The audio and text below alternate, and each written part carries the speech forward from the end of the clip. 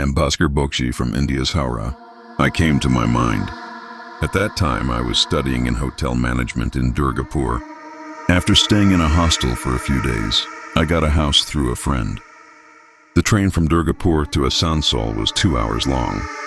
I used to travel like this every day. One day, a terrible thing happened. I never imagined that I would be able to see my life again. It was March 7th, 1997. That day, I spent many nights to get an extra note. Usually, I reach Asansol by running train after class 5. But that day, it was 11:30 at night to reach my station. Dark clouds in the sky. The sound of thunder in the middle of the night. Maybe it will rain later. I entered the station after hearing some noise outside the station. There was an express train at 12:20. I had to catch it. I had to reach Asansol. I had to catch the train at 12:10 at night. I had to wait for some more time. Fortunately, I did not mention the name of this train. Today, that train, that bogie is still running, and the chairs of the station are covered with some dust. I saw that the light was dim. Before that, I was standing on a railing. Suddenly, it started raining heavily, the sound of thunder and the sound of my ears beating.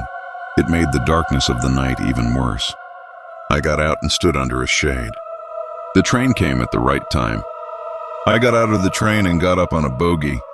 I got up on the bogie and saw that it was empty. I looked around the bogie and saw that there was no one. The train was leaving the station slowly.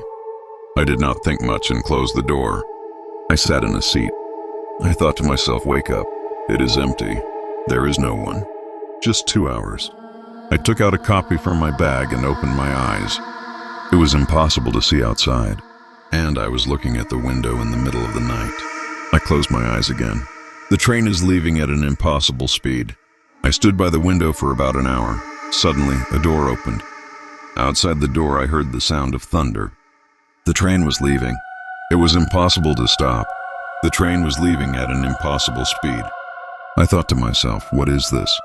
Maybe it is raining outside. I closed my eyes again. Suddenly, I heard the sound of thunder. I thought to myself,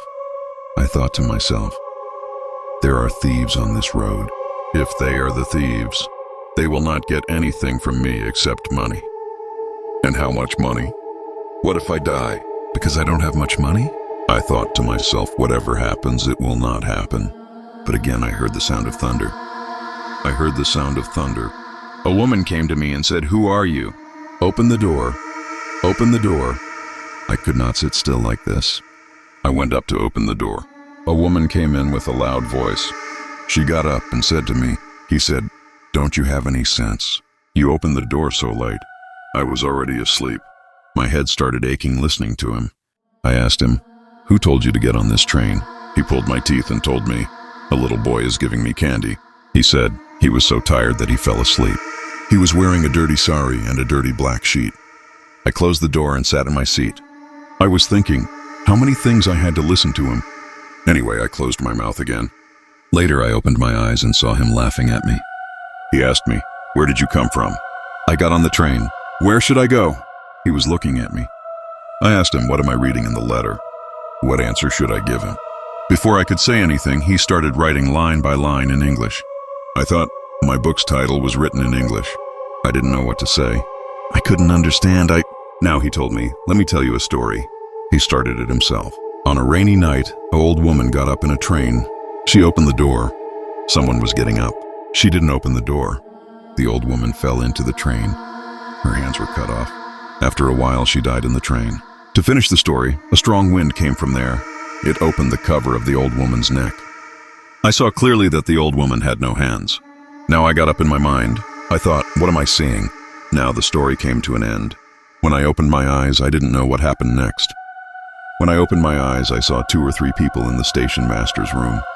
They were standing in front of the RPF. The station master came and said, "Why did I get up in that compartment?"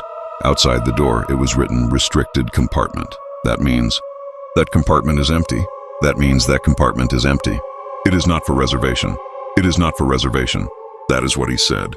He said, "I made a mistake and got up. That is why I didn't get up. You are in a critical condition. Half of your body is inside your body. Half of your body is outside your body.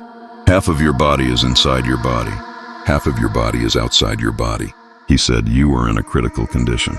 I have a question in Bhaskar's box. The question is very interesting, and I like it very much. My question is, it is written here, this compartment is empty. It is for reservation. It is for reservation. I don't understand this line. Secondly, if this compartment is empty, then why is this compartment reserved? If a person gets up in this compartment and dies, why is this compartment reserved? If you want, you can comment here. If you are listening to this story, you can comment in the comment section. I am reading the comment and I can see that you are commenting. So, I think if you know this, it would be very good for me. Why is this compartment reserved? You are talking to the station master in front of RFP, so I think you can know this.